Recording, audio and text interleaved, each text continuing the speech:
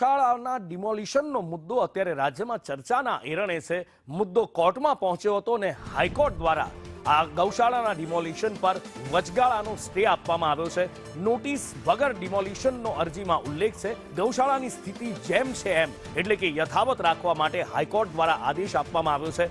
Notice વગર ડિમોલિશનને લઈ હાઈકોર્ટે અવલોકન કર્યું છે કે નોટિસ વિના કઈ રીતે તોડફોડ કરી શકાય. વધુ માહિતી સાથે સહયોગી સંવાદદાતા દિવ્યા ચૌહાણ જોડાયા છે ફોનલાઈન પર. દિવ્યા, હાઈકોર્ટ દ્વારા મહત્વનું અવલોકન કરવામાં આવ્યું છે કારણ કે આ મુદ્દો આખા રાજ્યમાં ખૂબ ચર્ચાયો છે, ખૂબ ગુંજ્યો છે, ગાજ્યો છે અને હવે કોર્ટે સ્ટે આપ્યો છે. કયા મુદ્દા, કયા અવલોકનના આધારે?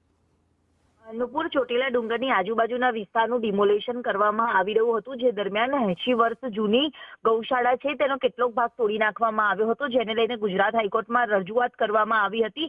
નોટિસ આપ્યા વિના જ આ પ્રકારે ગેરકાયદેસર બાંધકામ દૂર કરવા માટેનું ડાયરેક્ટ જ આવી રીતે તોડફોડ કરવામાં આવી, જે અયોગ્ય છે. જોકે ગુજરાત હાઈકોર્ટે આ બાબતની નોંધ પણ લીધી હતી અને સત્તાધીશોને આ મુદ્દે જવાબ રજૂ કરવા માટે આદેશ પણ કર્યો છે.